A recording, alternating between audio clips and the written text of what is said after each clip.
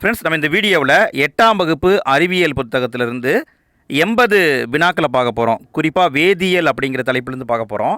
பாடம் 9 நம்மை சுற்றி உள்ள பருப்பொருட்கள், பாடம் 10 நம்மை சுற்றி நிகழும் மாற்றங்கள், பாடம் 11 காற்று. இந்த 3 பாடத்திலிருந்தும் 80 கேள்வியை பார்க்க போகிறோம். இதுக்கு முன்னாடி இருக்கிற 8 பாடங்களை நம்ம ஆல்ரெடி ஒரே வீடியோவில் பார்த்துட்டோம். நீங்கள் இன்னும் பார்க்கலைன்னா ஃபஸ்ட்டு கமெண்ட்டில் லிங்க் கொடுத்துட்றேன், பார்த்துருங்க. 6ஆம் வகுப்புக்கும் 7ஆம் வகுப்புக்கும் பருவம் அடிப்படையில் முக்கியமான வினாக்களை நம்ம போட்டிருக்கோம். அதுக்கான வீடியோ எல்லாம் ஃபஸ்ட்டு கமெண்ட்டில் லிங்காக இருக்குது, நீங்கள் கிளிக் பண்ணி பாருங்கள். சரி, ஓகே, நம்ம இன்றைய வீடியோக்குள்ள போகலாமா? ஃபஸ்ட்டு நான் பார்க்க போகிறது பாடம் 9 நம்மை சுற்றி உள்ள பருப்பொருட்கள். கேள்வியை பாருங்கள், பொறுத்துக. எஸ்ஐ அலகு முறையை கொடுத்துருக்காங்க, கரெக்டாக பொருத்தணும். வெப்பநிலையின் அலகு கெல்வின், மின்னோட்டத்தின் அலகு ஆம்பியர், பொருளின் அளவு மோல், ஒளிச்செறிவின் அளவு கேண்டிலா. நல்லா கவனிங்க. வெப்பநிலையுடைய எஸ்ஐ அலகு கெல்வின், மின்னோட்டத்தின் அலகு ஆம்பியர், பொருளின் அளவு மோல், ஒளிச்செறிவின் அளவு கேண்டிலா. இரண்டாவது கேள்வி, பூமியில் மொத்தம் எத்தனை தனிமங்கள் உள்ளன? பூமியில் மொத்தம் எத்தனை தனிமங்கள் உள்ளன? 118 தனிமங்களை கண்டுபிடிச்சிருக்காங்க. இது வரைக்கும் பார்த்தீங்கன்னா 118 தனிமங்கள் கண்டுபிடிக்கப்பட்டிருக்கு. மூன்றாவது கேள்வி, 1813இல் தனிமங்களை குறிப்பதற்கு ஆங்கில எழுத்துக்களை பயன்படுத்தும் முறையை உருவாக்கியவர் யார்? அதுக்கு முன்னாடி ஒவ்வொரு தனிமத்தை குறிப்பிடறதுக்கும் வேறு முறையை பயன்படுத்திகிட்டு இருந்தாங்க. முதல் முறையாக ஆங்கில எழுத்தை பயன்படுத்தலாம் அப்படிங்கிறத ஃபஸ்ட்டு சொன்னவர் ஜான் ஜேக்கப் பெர்சிலியஸ். நான்காவது கேள்வி, எத்தனை தனிமங்களுக்கு லத்தீன் கிரேக்க பெயர்கள் அடிப்படையில் பெயரிடப்பட்டுள்ளது? லத்தீன் கிரேக்க பெயர்கள் எத்தனை தனிமங்களுக்கு வைக்கப்பட்டுள்ளதுன்னா 11 தனிமங்களுக்கு வைக்கப்பட்டிருக்கு. லத்தீன் கிரேக்க பெயர்கள் 11 தனிமத்துக்கு வைக்கப்பட்டிருக்கு. அடுத்து 5வது கேள்வியை பாருங்கள், தனிமங்களையும் அவற்றின் லத்தீன் பெயர்களையும் பொறுத்துக. லத்தீன் பெயர்லேருந்து தான் இந்த தனிமத்துக்கு பேர் வந்திருக்கு. சோடியம் நேட்ரியம் அப்படிங்கிற லத்தீன் பேர்லேருந்து வந்தது. பொட்டாசியம் என்பது கேலியம் என்ற லத்தீன் பேர்லேருந்து வந்தது. இரும்பு என்பது ஃபெர்ரம் என்ற லத்தீன் பேர்லேருந்து வந்தது. தங்கம் என்பது ஆரம் என்ற லத்தீன் பேர்லேருந்து வந்தது. 6வது கேள்வியை பாருங்கள், தனிமங்களையும் அவற்றின் லத்தீன் பெயர்களையும் பொறுத்துக. இதுக்கான பதில் பார்த்தீங்கன்னா, பாதரசம் என்பது ஹைட்ரார்ஜியம் அப்படிங்கிற லத்தீன் பேர்லேருந்து வந்திருக்கு. காரியம் என்பது பிளம்பம் என்ற லத்தீன் பேரில் வந்திருக்கு. டங்ஸ்டன் என்பது உல்ஃப்ரம் என்ற லத்தீன் பேரில் வந்திருக்கு. தாமிரம் என்பது குப்புரம் என்ற லத்தீன் பேரில் வந்திருக்கு. அடுத்த வினா பாருங்கள், 7வது கேள்வி, தனிமங்களையும் அவற்றின் லத்தீன் பெயர்களையும் பொறுத்துக. இதை எப்படி பேர் வச்சுருக்காங்கன்னா, லத்தீன் பேர் மட்டும் கிடையாது, ஒரு நாடு, ஒரு கண்டம், இதை வச்சும் பேர் கொடுத்துருக்காங்க. பாருங்கள், அமர்சியம் அப்படிங்கிற வார்த்தை அமெரிக்கா நாட்டுடைய பேர்லேருந்து வந்திருக்கு. யூரோப்பியம் என்பது ஐரோப்பா கண்டத்துடைய பேரால் வந்திருக்கு. அயோடின் என்பது ஊதா நிறம், கிரேக்கத்தில் ஊதா நிறத்தை குறிக்கக்கூடியதான் அயோடின், அங்கிருந்து பேர் வந்திருக்கு. பாதரசம் என்பது மெர்க்குரி கடவுள்லேருந்து வந்திருக்கு. அடுத்து 8வது கேள்வி, தானியங்கி வாகனங்களில் மின்கலன் தயாரிக்கவும் எக்ஸ்கதிர் எந்திரங்கள் தயாரிக்கவும் பயன்படுவது எது? தானியங்கி வாகனங்களில் மின்கலனை தயாரிக்கவும், அதாவது பேட்டரியை தயாரிக்கவும், எக்ஸ்கதிர் எந்திரங்கள் தயாரிக்கவும் பயன்படுவது காரியத்தை தான் பயன்படுத்துகிறாங்க. 9வது கேள்வி, திரவ நிலையில் காணப்படும் அலோகம் எது? திரவ நிலையில் இருக்கிற உலோகம் அப்படின்னா பாதரசம். திரவ நிலையில் இருக்கிற அலோகம் என்பது புரோமின். திரவ நிலையில் இருக்கிற அலோகம் புரோமின். 10வது கேள்வியை பாருங்கள், பளபளப்பானது அதிக அடர்த்தி கொண்டது, கடினத்தன்மை கொண்டது, இயற்கையில் கிடைக்கும் பொருட்களில் மிகவும் கடினமான அலோகம். நல்ல கவனிங்க, அலோகம் அப்படின்னு கேட்டிருக்காங்க. பளபளப்பாக இருக்கும், அதிக அடர்த்தி கொண்டதாக இருக்கும், கடினத்தன்மை கொண்டதாக இருக்கும், இயற்கையில் கிடைக்கிற பொருளில் ரொம்ப கடினமானது. அது என்ன அப்படின்னா வைரந்தாங்க. 11வது கேள்வி, மின்சாரத்தை கடத்தும் அலோகம் எது? உலோகம் கிடையாதுங்க, அலோகம். சரிங்களா? மின்சாரத்தை கடத்தும் அலோகம் எது? கிராஃபைட் தான் மின்சாரத்தை கடத்தக்கூடியது. அலோகங்கள் மின்சாரத்தை கடத்தாது, ஆனால் கிராஃபைட் அப்படிங்கிற அலோகம் மட்டும்தான் மின்சாரத்தை கடத்தும். அடுத்து 12வது கேள்வியை பாருங்கள், பொறுத்துக. ஒவ்வொரு தனிமத்தையும் கொடுத்து அது எதுக்கு பயன்படுது அப்படிங்கிறத பொறுத்து சொல்லியிருக்காங்க. கந்தகம் என்பது துப்பாக்கி தூள் தயாரிக்கவும் ரப்பரை கெட்டிப்படுத்தவும் பயன்படுது. பாஸ்பரஸ் என்பது தீப்பெட்டி தயாரிக்கவும் எலிமருந்து தயாரிக்கவும் பயன்படுது. நைட்ரஜன் அம்மோனியா தயாரிக்க பயன்படுது. குளோரின் என்பது நிறம் நீக்கும் பொருளாகவும் குடிநீர் கிருமியை அளிக்கும் பொருளாகவும் பயன்படுது. அடுத்த வினா பாருங்கள், 13வது கேள்வி பொறுத்துக. இதுக்கான பதில், வைரம் என்பது வெட்டும் பொருளாகவும் அரைக்கும் சாதனங்கள் தயாரிக்கவும் பயன்படுது. கிராஃபைட்டு பென்சிலுடைய நடுத்தண்டில் பயன்படுது. பென்சிலை சீவனிங்கன்னா அதில் பாருங்கள், ஒரு நடுவில் வந்து கருப்பு கலரில் ஒன்று இருக்கும்ல, அது என்ன அப்படின்னா கிராஃபைட்டு. ஹைட்ரஜன் எதுக்கு பயன்படுது? ராக்கெட் எரிபொருளாக பயன்படுது. உலோகங்களை உருக்கவும் பயன்படுது. சிலிக்கான் என்பது மின்னணு கருவியில் பயன்படுது. போரான் என்பது பட்டாசு தொழிற்சாலையிலும் ராக்கெட் எரிபொருளை பற்ற வைக்கும் பொருளாக பயன்படுகிறது. முக்கியமான பாயிண்ட், நோட் பண்ணிக்கோங்க. அடுத்து 14வது கேள்வியை பாருங்கள். நீரில் ஆக்சிஜன் மற்றும் ஹைட்ரஜனின் நிறை விகிதம் எவ்வளவு? நல்லா கவனிங்க, நிறை எவ்வளவுன்னு கேட்டிருக்காங்க. ஆக்சிஜனுடைய நிது வந்து 8, ஹைட்ரஜனுடைய நிது வந்து 1. அப்போ நிறை விகிதம் தான் கேட்டிருக்காங்க. 8:1 என்பதா சரி. 8:1. அதுவே நிறைய கேட்காம கன அளவு இதை கேட்டாங்கன்னா, கன அளவு அப்படின்னு கேட்டாங்கன்னா, ஆக்சிஜன் 1 பங்கு, ஹைட்ரஜன் 2 பங்கு. அப்போ 1:2. சரிங்களா? நிறை விகிதம்னா 8:1, கன அளவு விகிதம்னா 1:2. அடுத்து 15வது கேள்வியை பாருங்கள். சேர்மங்களை அவற்றின் பொது பெயருடன் பொறுத்துக. ரொம்ப ரொம்ப முக்கியமான வினாங்க. ஒவ்வொரு சேர்மத்துக்கும் ஒரு பேர் இருக்குது. இதை வச்சு டைரெக்டாக கேட்கலாம். தாமிர சல்பேட்டை மயில் துத்தம்னு சொல்லுவாங்க. இரும்பு சல்பேட்டை பச்சை துத்தம்னு சொல்லுவாங்க. பொட்டாசியம் நைட்ரேட்டை சால்ட்டு பீட்டர்னு சொல்லுவாங்க. கந்தக அமிலத்தை விட்டிரியால் எண்ணெய்ன்னு சொல்லுவாங்க. திரும்ப சொல்கிறேன் பாருங்கள். தாமிர சல்பேட்டுக்கு பேர் என்னது? மயில் துத்தம். இரும்பு சல்பேட்டுக்கு பேர் பச்சை துத்தம். பொட்டாசியம் நைட்ரேட்டுக்கு பெயர் சால்ட் பீட்டர். கந்தக அமிலத்துக்கு பெயர் விட்டிரியால் எண்ணெய். அடுத்து கேள்வியை பாருங்கள். சேர்மங்களை அவற்றின் பொது பெயருடன் பொறுத்துக. இங்கேயும் அதே மாதிரி தான் பொருத்தணும். கால்சியம் சல்பேட்டை ஜிப்சம்னு சொல்லுவாங்க. கால்சியம் சல்பேட் ஹெமிஹைட்ரேட், இதை பாரிஸ் சாந்துன்னு சொல்லுவாங்க. பொட்டாசியம் குளோரைடை மூரியேட் ஆஃப் பொட்டாஸ்ன்னு சொல்லுவாங்க. சோடியம் குளோரைடு என்பது சாதாரண உப்பு. திரும்ப சொல்கிறேன் பாருங்கள். கால்சியம் சல்பேட்டுக்கு பேர் ஜிப்சம். கால்சியம் சல்பேட் ஹெமிஹைட்ரேட் அப்படின்னா பாரிஸ் சாந்து. பொட்டாசியம் குளோரைடுனா மூரியேட் ஆஃப் பொட்டாஸ். சோடியம் குளோரைடுனா சாதாரண உப்பு. அடுத்து 17வது கேள்வியை பாருங்கள். சேர்மங்களை அவற்றின் பொது பெயருடன் பொறுத்துக. இதுக்கான பதில், சோடியம் கார்பனேட் என்பது சலவை soda. Sodium bicarbonate, bi அப்படிங்கிற வார்த்தை வந்தால் அது ரொட்டி சோடா அல்லது சமையல் சோடா. கால்சியம் ஆக்சி குளோரைடு என்பது சலவைத்தூள். டைஹைட்ரஜன் மோனாக்சைடு என்பது நீர். திரும்ப சொல்கிறேன் பாருங்கள். சோடியம் கார்பனேட் என்பது சலவை சோடா. சோடியம் பை கார்பனேட் என்பது சமையல் சோடா அல்லது ரொட்டி சோடா. கால்சியம் ஆக்சி குளோரைடு என்பது சலவைத்தூள். டைஹைட்ரஜன் மோனாக்சைடு என்பது நீர். அடுத்து 18வது கேள்வி. சேர்மங்களை அவற்றின் பொது பெயருடன் பொறுத்துக. கால்சியம் ஆக்சைடு என்பது சுட்ட சுண்ணாம்பு. கால்சியம் ஹைட்ராக்சைடு என்பது நீற்றிய சுண்ணாம்பு. கால்சியம் கார்பனேட் என்பது சுண்ணாம்புக்கல். சுக்ரோஸ் அப்படின்னா சர்க்கரை. திரும்ப சொல்கிறேன் பாருங்கள். கால்சியம் ஆக்சைடுனா சுட்ட சுண்ணாம்பு. கால்சியம் ஹைட்ராக்சைடு அப்படின்னா நீற்றிய சுண்ணாம்பு. கால்சியம் கார்பனேட்னா சுண்ணாம்புக்கல். சுக்ரோஸ் அப்படின்னா சர்க்கரை. அடுத்து 19வது கேள்வி. சேர்மங்களை அவற்றின் பயன்களுடன் பொறுத்துக. ஹெட்டிங்ஸ் மாறிடுச்சுங்க. அவற்றின் பயன்களுடன் பொறுத்துக. சுட்ட சுண்ணாம்பு என்பது சிமெண்ட்டு மற்றும் கண்ணாடி தயாரிக்க பயன்படுது. நீற்றிய சுண்ணாம்பு என்பது சுவர்களில் வெள்ளை அடிக்க பயன்படுது. சுண்ணாம்புக்கல் சுண்ணக்கட்டி தயாரிக்க பயன்படுது. சுக்ரோஸ் என்பது இனிப்புகள், மிட்டாய்கள், பழச்சாறுகள் தயாரிக்க பயன்படுகிறது. அடுத்து 20வது கேள்வி. சேர்மங்களை அவற்றின் பயன்களுடன் பொறுத்துக. சலவை சோடா எதுக்கு பயன்படுது? சோப்பில் தூய்மையாக்கியாகவும் கடின நீரை மென்னீராக பயன்படுகிறது. இதை பலமுறை கேட்டிருக்காங்க. கடினமாக இருக்கிற நீரை மென்னீராக மாற்ற பயன்படுவது சலவை சோடா. சமையல் சோடா எதுக்கு பயன்படுது? தீயணைக்கும் சாதனங்கள்லேயும் பேக்கிங் பவுடர் தயாரிக்கவும் கேக்கு ரொட்டி தயாரிக்கவும் பயன்படுது. சலவைத்தூளில் வெளுப்பானாகவும் கிருமி நாசினியாகவும் குடிநீர் சுத்திகரிப்பிலையும் பயன்படுது. நீர் என்பது குடிநீராகவும் கரைப்பானாகவும் பயன்படுது. 21வது கேள்வி. வெப்பநிலை மானிகளில் பயன்படுத்தப்படும் திரவ உலோகம் எது?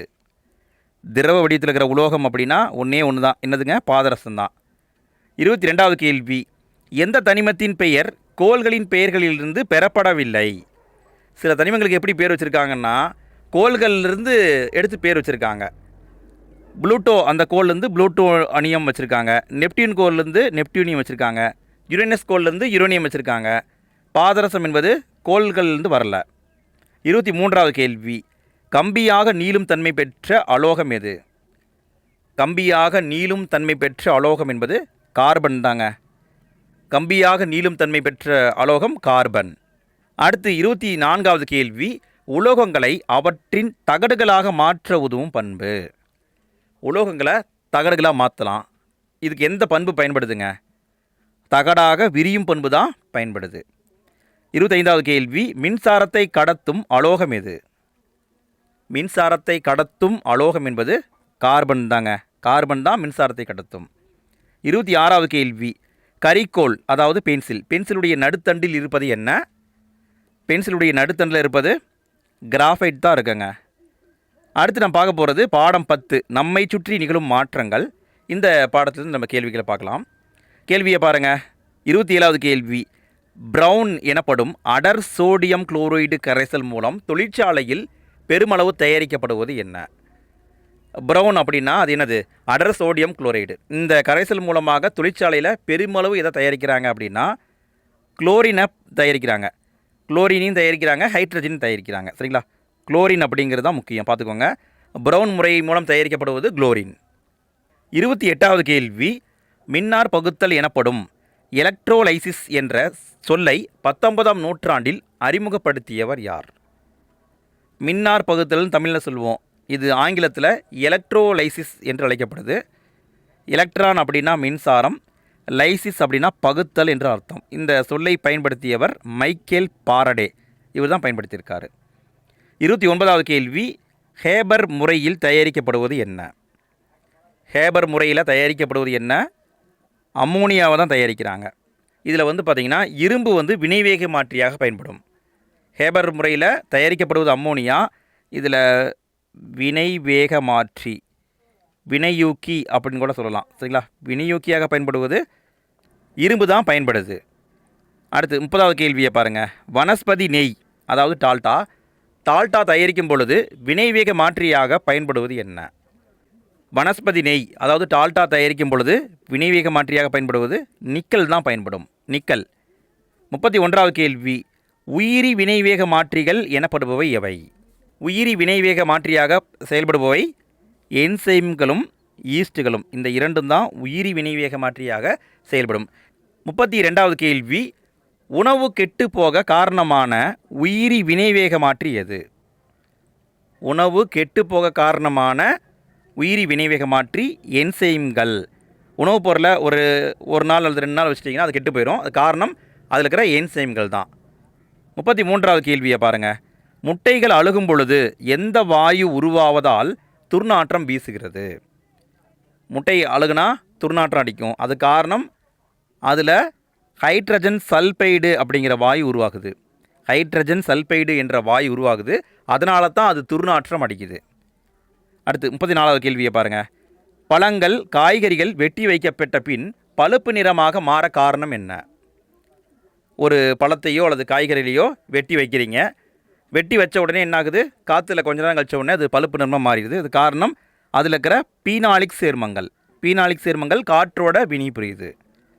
35வது கேள்வி, காகிதம் எரிதல் என்பது ஒரு டேஸ் மாற்றம். இது பார்த்திங்கன்னா புக் பேக் கொஷினுங்க. காகிதம் எரிதல் என்பது ஒரு வேதியியல் மாற்றம். அதை திரும்ப கொண்டு வர முடியுமா? கொண்டு வர முடியாது. கொண்டு வர முடியாதுன்னா அது வேதியியல் மாற்றம். 36வது கேள்வி, வெட்டப்பட்ட ஆப்பிள் பழுப்பாக மாறுவதற்கு காரணமான நிறமி என்ன? வெட்டப்பட்ட ஆப்பிள் பழுப்பாக மாறுது, இது காரணமான நிறமி மெலனின் அப்படிங்கிற நிறமிங்க, மெலனின். அடுத்து 37வது கேள்வியை பாருங்கள். பிரவுன் என்பது டேஸின் அடர்கரைசல் ஆகும். பிரவுன் என்பது சோடியம் குளோரைடுடைய அடர்கரைசல் ஆகும். அடுத்து 38வது கேள்வியை பாருங்கள். சுண்ணாம்புக்கல் டேஸை முதன்மையாக கொண்டுள்ளது. சுண்ணாம்புக்கல் என்பது கால்சியம் கார்பனேட்டை முதன்மையாக கொண்டுள்ளது. 39வது கேள்வியை பாருங்கள். ஹேபர் முறையில் அம்மோனியா தயாரித்தலில் எது வினைவேக மாற்றியாக செயல்படுகிறது? ஹேபர் அப்படிங்கிற முறையில் தான் அம்மோனியாவை தயாரிக்கிறோம். அப்படி தயாரிக்கும் பொழுது வினைவேக மாற்றியாக செயல்படுவது இரும்பு தான் வினைவேக மாற்றியாக செயல்படுகிறது. அடுத்து 40வது கேள்வியை பாருங்கள். மழை நீரில் கரைந்துள்ள சல்பர் டை ஆக்சைடு மற்றும் நைட்ரஜன் ஆக்சைடுகள் எதை உருவாக்குகின்றன? மழை நீரில் கலந்துருக்கிற sulphur dioxide nitrogen oxide எதை உருவாக்குது? அமில மழையை உருவாக்குது. அடுத்து 41வது கேள்வியை பாருங்கள். எது புவி வெப்பமயமாதலுக்கு காரணமாகின்றன? எது புவி வெப்பமயமாதலுக்கு காரணமாகிறது? இதுக்கான பதில்னு பார்த்தீங்கன்னா கார்பன் டை ஆக்சைடும் வரும், மீத்தேனும் வரும், குளோரோஃப்ளோரோ கார்பனும் வரும். இவை அனைத்தும் என்பது ஆன்சர். அடுத்து நம்ம பார்க்க போகிறது பாடம் 11 காற்று அப்படிங்கிற பாடத்துலேருந்து கேள்வியை பார்க்க போகிறோம். ஃப்ரெண்ட்ஸ், வீடியோவுக்கு இன்னும் லைக் போடாத நண்பர்கள் லைக் போடுங்க. வீடியோ பற்றிய கருத்துக்களையும் கடைசியாக கமெண்ட்டில் பதிவு பண்ணுங்கள். இதே மாதிரி 6ஆம் வகுப்புக்கும் 7ஆம் வகுப்புக்கும் 8ஆம் வகுப்பில் இதுக்கு முன்னாடி இருக்கிற பாடங்களுக்கும் நம்ம வீடியோ போட்டிருக்கோம். அதுக்கான லிங்க் எல்லாம் ஃபஸ்ட்டு கமெண்ட்டில் இருக்குது. கிளிக் பண்ணி பார்த்து பயன்படுத்திக்கோங்க. சரி, கேள்வியை பாருங்கள். 42வது கேள்வி. காற்றின் இயல்புகளை பொறுத்துக. காற்றுடைய இயல்புகளை பொறுத்தணும். இதுக்கான பதில் நைட்ரஜன் 78.09% இருக்குது. ஆக்சிஜன் 20.95% இருக்குது. ஆர்கான் என்பது 0.93% இருக்குது. கார்பன் டை ஆக்சைடு 0.04% இருக்குது. அப்போ நல்லா கவனிங்க. அதிகமாக இருக்கிறது nitrogen 78%, oxygen 21%, argon 0.9%, carbon di oxide 0.04%. அடுத்து 43வது கேள்வி. 1772 ஆக்சிஜனை கண்டறிந்தவர் யார்? நல்லா கவனிங்க. இங்கே வருஷத்தோடு மென்ஷன் பண்ணியிருக்காங்க. ஸோ இங்கே விடைன்னு பார்த்தா CW சீலே என்பது தான் கரெக்டு. ஆனால் மொட்டையாக ஆக்சிஜனை கண்டறிந்தவர் யார் அப்படின்னு கேட்டால் ஜோசப் பிரிட்ஸ்லி இவர் தான் நீங்கள் குறிப்பிடணும். இவர் 1774 கண்டுபிடிச்சிருப்பார். சரிங்களா? ஸோ நல்லா கவனிங்க. ஆக்சிஜனை கண்டுபிடிச்சது யாருன்னு கேட்டால் ஜோசப் பிரிட்ஸ்லி தான். 1772 அப்படின்னா CW சீலே அப்படின்னு சொல்லணும். சரிங்களா? அடுத்து 44வது கேள்வி. ஆக்சிஜன் என்று பெயரிட்டவர் யார்? கண்டுபிடிச்சவர் ஜோசப் பிரிட்ஸ்லி. ஆக்சிஜன் என்று பெயரிட்டவர் ஆண்டனி லவாய்சியர். 45வது கேள்வி. கிரேக்க மொழியில் ஆக்சிஜன் என்பதன் பொருள் என்ன? கிரேக்க மொழியில் ஆக்சிஜன் என்பதன் பொருள் என்ன? அமில உருவாக்கி என்று பொருளுங்க. கிரேக்க மொழியில் ஆக்சிஜன் அப்படின்னா அமில உருவாக்கி என்று அர்த்தம். 46வது கேள்வியை பாருங்கள். அண்டத்தில் பரவலாக 3ஆவதாக காணப்படும் தனிமம் என்ன? அண்டத்தில் பரவலாக 3ஆவதாக காணப்படும் தனிமம் ஆக்சிஜன் தாங்க. அதிக அளவு இருக்கிறது hydrogen. Hydrogen first place, helium 2வது இடம், 3வது இடம் ஆக்சிஜன். 47வது கேள்வியை பாருங்கள். ஆக்சிஜன் வளிமண்டலத்தில் தனித்த நிலையில் எந்த அணு வாயு மூலக்கூறாக உள்ளது? ஆக்சிஜன் வளிமண்டலத்தில் 2 அணுக்கள் இணைந்த மாதிரி தான் இருக்குங்க. ஒரு அணு தனியாக இருக்காது, 2 அணுக்கள் இணைந்த மாதிரி தான் இருக்கும். ஈரணு மூலக்கூறாக தான் ஆக்சிஜன் இருக்கும், தனியாக இருக்காது. 48வது கேள்வி. ஆக்சிஜன் வடிவங்களை பொறுத்துக. இந்த பூமியில் ஆக்சிஜன் பல்வேறு வடிவங்கள் இருக்குது. இதுக்கான பதில் புவியுடைய மேலோட்டில் சிலிகேட் வடிவத்தில் இருக்குது, உலோக கலவையில் ஆக்சைடு வடிவத்தில் இருக்குது, நீரில் ஆக்சிஜன் வடிவத்தில் இருக்குது, வளிமண்டலத்தில் ஓசோன் வடிவத்தில் இருக்குங்க. அடுத்து 49வது கேள்வி. ஓசோன் என்பது எத்தனை அணு மூலக்கூறாகும்? 2 அணுக்கள் சேர்ந்தது ஆக்சிஜன். ஓசோன் அப்படிங்கிறது 3 மூலக்கூறு, அதாவது 3 அணுக்கள். ஆக்சிஜனுடைய 3 அணுக்கள் சேர்ந்தால் அதுதான் ஓசோன். 50வது கேள்வியை பாருங்கள். ஆக்சிஜனின் பண்புகளில் தவறானது. ஆக்சிஜனுடைய பண்புகளில் தவறானது நிறமற்றது, மணமற்றது, சுவையற்ற வாயு. கரெக்டு. வெப்பம் மின்சாரத்தை எளிதில் கடத்தாது. சரி. வெந்நீரில் உடனடியாக கரையும். இது தவறு. ஆக்சிஜன் குளிர்ந்த நீரில் தான் கரையும். ஆக்சிஜன் வெந்நீரை விட குளிர்ந்த நீரில் தான் உடனடியாக கரையும். காற்றை விட கனமானது. இது சரிதாங்க. காற்றை விட கனமானது. அப்போ இதுதான் தவறு. நல்லா கவனிங்க. ஆக்சிஜனுக்கு நிறமும் கிடையாது, மனமும் கிடையாது, சுவையும் கிடையாது. வெப்பத்தையும் மின்சாரத்தையும் கடத்தவே கடத்தாது. காற்றை விட கனமானது. குளிர்ந்த நீரில் உடனடியாக கரையும். அடுத்து 51வது கேள்வி. ஆக்சிஜன் நைட்ரஜனை விட எத்தனை மடங்கு நீரில் அதிகமாக கரையும் தன்மை உடையது? நைட்ரஜன் கரையிறத விட ஆக்சிஜன் 2 மடங்கு அதிகமாக கரையும் தன்மை கொண்டது. 2 மடங்கு அதிகமாக கரையும். 52வது கேள்வி. துரு என்பது என்ன? துரு என்பது நீரேறிய இரும்பு செகண்ட் ஆக்சைடுங்க. நீரேறிய இரும்பு செகண்ட் ஆக்சைடு தான் துரு. அடுத்து 53வது கேள்வி, ஆக்சிஜனின் பயன்களில் சரியானது. ஆக்சிஜனை எங்கே பயன்படுத்துகிறாங்கன்னு கேட்குறாங்க. வெல்டிங் தொழிலில் பயன்படுத்துகிறாங்க, எஃகு கார்பன் மாசு நீக்க பயன்படுத்துகிறாங்க, மெத்தனால் அம்மோனியா தயாரிக்க பயன்படுத்துகிறாங்க, கரித்தூளுடன் கலந்து வெடிபொருட்கள் தயாரிக்க பயன்படுத்துகிறாங்க. அனைத்தும் சரி என்பது ஆன்சருங்க. அடுத்து 54வது கேள்வி, அனைத்து உயிரினங்களின் அடிப்படை கட்டமைப்பு பொருளான புரோட்டீன்கள் நியூக்ளிக் அமிலங்களில் முக்கிய தனிமமாக உள்ளது எது? அனைத்து உயிரினங்களுடைய அடிப்படை கட்டமைப்பில் பார்த்தீங்கன்னா புரோட்டீன் இருக்குது, நியூக்ளிக் அமிலம் இருக்குது. அதில் முக்கியமான தனிமமாக இருப்பது எது?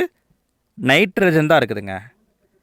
அடுத்து 75வது கேள்வி, 1772 முதலில் காற்றிலிருந்து நைட்ரஜனை பிரித்தெடுத்தவர் யார்?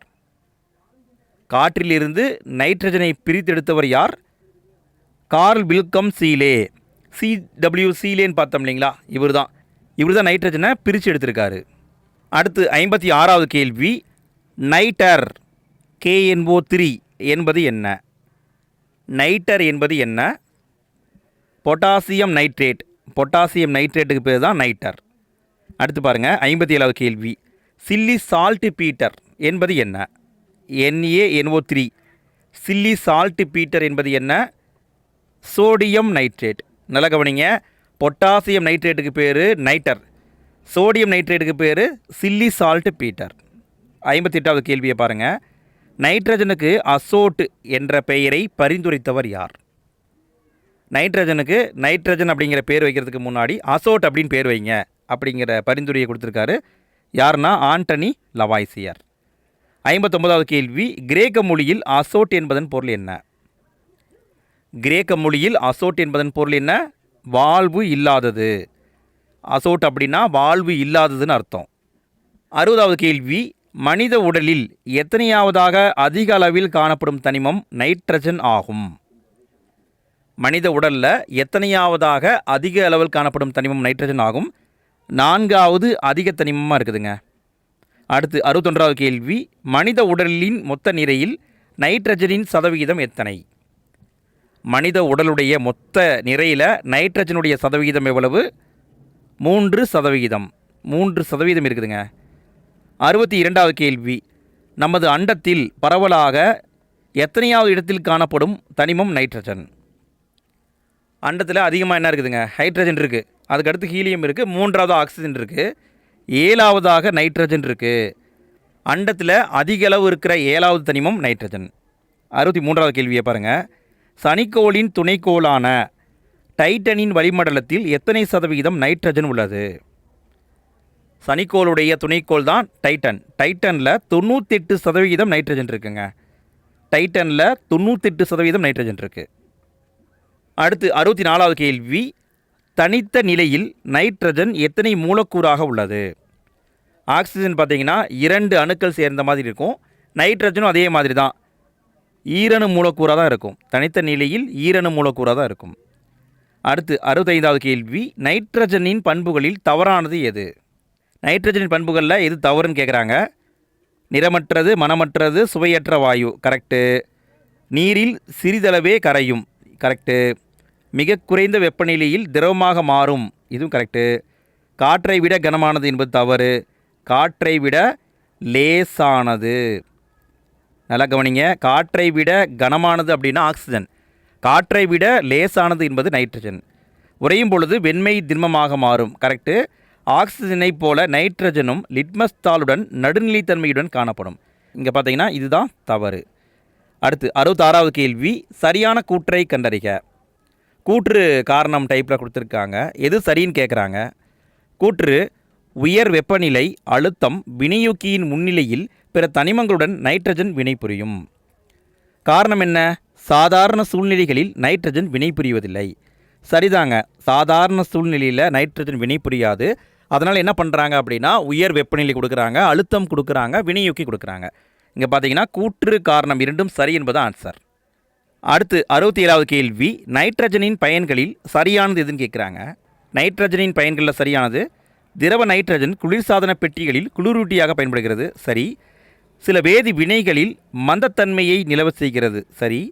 அம்மோனியா தயாரிப்பில் பயன்படுகிறது. சரி. வாகனங்களின் டயர்களில் நிரப்பப்படுகிறது. சரி. அனைத்தும் சரி என்பது ஆன்சருங்க. நைட்ரஜன் எங்கெல்லாம் பயன்படுத்துகிறோம் பாருங்கள். திரவ நைட்ரஜனாக இருந்தால் குளிர்சாதன பெட்டி பிரிட்ஜில் பயன்படுத்துகிறோம். சில வேதி வினைகளில் ஸ்லோவாக நடக்கிறதுக்காக நம்ம நைட்ரஜனை கலக்கிறோம். அம்மோனியா தயாரிப்பில் பயன்படுத்துகிறோம். வாகனங்களுடைய டயர்களில் நிரப்புகிறோம். அனைத்தும் சரி என்பதுதான் ஆன்சர். அடுத்து 68வது கேள்வி, நைட்ரஜனின் பயன்களில் தவறானது எது? டிஎன்டி அப்படின்னா இது வந்து வெடிபொருளுங்க. ட்ரை நைட்ரோடொலுவின் இந்த வெடிபொருள் தயாரிப்பில் பயன்படுத்துகிறோம். நைட்ரோ கிளீசரின் தயாரிக்க பயன்படுத்துகிறோம். துப்பாக்கி வெடிமருந்தில் பயன்படுத்துகிறோம். உணவு பதப்படுத்துதல் பயன்படுத்துகிறோம். அனைத்தும் சரி என்பது ஆன்சர். இங்கே பார்த்தீங்கன்னா தவறானது எதுவுமே இல்லை. 69வது கேள்வியை பாருங்கள். வெப்பநிலை மானிகளில் உள்ள பாதரசம் ஆவியாகாமல் தடுக்க பாதரசத்துக்கு மேல் உள்ள வெற்றிடத்தை நிரப்ப பயன்படுத்தப்படும் தனிமம் என்ன? வெப்பநிலை மானியில் பாதரசம் வச்சுருப்பாங்க அளவை காட்டுறதுக்காக. அந்த பாதரசம் ஆவியாயிட்டால் என்ன பண்ணுறது? அதுக்காக ஆவியாகாமல் தடுக்க பாதரசத்துக்கு மேலே ஒரு தனிமத்தை வச்சுருப்பாங்க. அது என்ன அப்படின்னா நைட்ரஜனை தான் வச்சுருப்பாங்க. அடுத்து 70வது கேள்வி, இயற்கையில் காணப்படும் பெரும்பாலான கார்பன் டை ஆக்சைடு எதன் மூலம் வெளியேற்றப்படுகிறது? இயற்கையில் காணப்படும் பெரும்பாலான கார்பன் டை ஆக்சைடு எதன் மூலம் வெளியேற்றப்படுதுன்னா எரிமலையில் இருக்கிற மேக்மா மூலம் வெளியேற்றப்படுது. எரிமலை வெடிக்கும் பொழுது அதிலிருந்து மேக்மா வெளியே வருது இல்லைங்களா? அந்த மேக்மாவிலிருந்து தான் கார்பன் டை ஆக்சைடு நிறைய நமக்கு கிடைக்கிது. அடுத்து 71வது கேள்வி, கார்பன் டை ஆக்சைடின் பண்புகளில் தவறானது எது? கார்பன் டை ஆக்சைடுடைய பண்புகளில் தவறானது எது கேட்குறாங்க. நிறமற்ற மனமற்ற வாயு சரி. நீரில் ஓரளவு நன்கு கரையும் சரி. எரிதலுக்கு துணை புரியும் என்பது தவறு. எரிதலுக்கு துணை புரியாது. கார்பன் டை ஆக்சைடு இருந்தால் அங்கே எரியவே எரியாது. காற்றை விட கனமானது சரி. அமிலத்தன்மை வாய்ந்தது சரி. நல்ல கவனிங்க, கார்பன் டை ஆக்சைடு அமிலத்தன்மை வாய்ந்தது. அடுத்து 72வது கேள்வி, சரியான கூற்றை கண்டறிக. கூற்று, திடநிலையில் உள்ள கார்பன் டை ஆக்சைடு உலர் பனிக்கட்டி என அழைக்கப்படுகிறது. காரணம், உலர் பனிக்கட்டி பதங்கமாதலுக்கு உட்படக்கூடியது. நல்ல கவனிங்க, உலர் பனிக்கட்டி என்பது பதங்கமாகும் ஒரு பொருள். இங்கே பார்த்தீங்கன்னா கூற்று காரணம் இரண்டுமே சரிதாங்க. திட கார்பன் டை ஆக்சைடு தான் உலர் பனிக்கட்டின்னு சொல்லுவாங்க. 73வது கேள்வி, தெளிந்த சுண்ணாம்பு நீரை பால் போல் மாற்றும் வாயு எது? தெளிந்த சுண்ணாம்பு நீரை பால் போல் மாற்றும் வாயு கார்பன் டை ஆக்சைடு. இதை பலமுறை கேட்டிருக்காங்க ஃப்ரெண்ட்ஸ். தெளிந்த சுண்ணாம்பு நீரை பால் போல் மாற்றும் வாயு கார்பன் டை ஆக்சைடு. 74வது கேள்வி, அதிக அளவு கார்பன் டை ஆக்சைடை சுண்ணாம்பு நீரில் செலுத்தும் பொழுது பால் போல் தோன்றுகிறது. இதற்கு கரையக்கூடிய டேஸ் உருவாவதே காரணமாகும். என்ன உருவாகிறதுனால அது பால் மாதிரி ஆகுதுன்னு கேட்குறாங்க. Calcium hydrogen carbonate. Calcium hydrogen carbonate இது உருவாகிறதுனால தான் பால் போல மாறுது. அடுத்து 75வது கேள்வி, சரியான கூற்றை கண்டறிக. கூற்று, சூரிய குடும்பத்தில் வெள்ளி மிகவும் வெப்பமான கோளாக இருக்கிறது. காரணம், வெள்ளிக்கோளின் வளிமண்டலத்தில் 96 முதல் 97% கார்பன் டை ஆக்சைடு உள்ளது. இதுக்கான பதில் பார்த்தீங்கன்னா கூற்று காரணம் இரண்டுமே சரிதாங்க. சூரிய குடும்பத்தில் வெள்ளி என்பது தான் மிகவும் வெப்பமான கோள். காரணம், அதில் வளிமண்டலத்தில் 96 to 97% கார்பன் டை ஆக்சைடு தான் இருக்குது. அடுத்து 76வது கேள்வி, வெள்ளிக்கோளின் மேற்பரப்பு வெப்பநிலை எவ்வளவு? வெள்ளிக்கோளுடைய மேற்பரப்பு வெப்பநிலை எவ்வளவு? 462 டிகிரி செல்சியஸுங்க. வெள்ளிக்கோளுடைய மேற்பரப்பில் 462 டிகிரி செல்சியஸ் இருக்குங்க. 77வது கேள்வி, கார்பன் டை ஆக்சைடின் பயன்களில் சரியானது எது? கார்பன் டை ஆக்சைடை எங்கெல்லாம் பயன்படுத்துகிறோன்னு கேட்குறாங்க. காற்றேற்றப்பட்ட குளிர்பானங்கள் மென்பானங்கள் தயாரிக்க பயன்படுது. உலர் பனிக்கட்டி குளிர்பானாக பயன்படுது. தீயணைப்பான்களில் பயன்படுகிறது. யூரியா போன்ற உரங்கள் தயாரிக்க பயன்படுகிறது. அனைத்தும் சரி என்பது ஆன்சருங்க. அடுத்து 78வது கேள்வி, மேடை நிகழ்ச்சிகள் மற்றும் சினிமா காட்சிகளில் வெண்ணிற புகை மூட்டத்தை உருவாக்க பயன்படுத்தப்படுவது என்ன? மேடை நிகழ்ச்சியாக இருக்கலாம், சினிமா காட்சியாக இருக்கலாம், அதில் பார்த்திங்கன்னா புகை வருது இல்லைங்களா? அதை உருவாக்க பயன்படுத்தப்படுவது கார்பன் டை ஆக்சைடு தான் பயன்படுத்துகிறாங்க. 79வது கேள்வி, சால்வே முறையில் சோடியம் கார்பனேட் தயாரிக்க பயன்படுத்தப்படுவது என்ன? சால்வே முறையில் சோடியம் கார்பனேட் தயாரிக்க பயன்படுத்தப்படுவது கார்பன் டை ஆக்சைடு. அடுத்து 80வது கேள்வி, சரியான கூற்றை கண்டறிக. கூற்று, காற்றேற்றப்பட்ட நீர் என்பது அதிக அழுத்தத்தில் கார்பன் டை ஆக்சைடு வாயு நீரில் கரைந்துள்ள பொருளாகும். காரணம், இது சோடா நீர் என்றும் அழைக்கப்படுகிறது. கூற்று காரணம் இரண்டுமே சரிதாங்க. 81வது கேள்வி, பசுமை இல்ல வாயுக்கள் டேஸ் கதிர்களை உறிஞ்சுகின்றன. எந்த கதிரை உறிஞ்சா அது பசுமை இல்ல வாயுன்னு சொல்கிறாங்க? அகச்சிவப்பு கதிர்.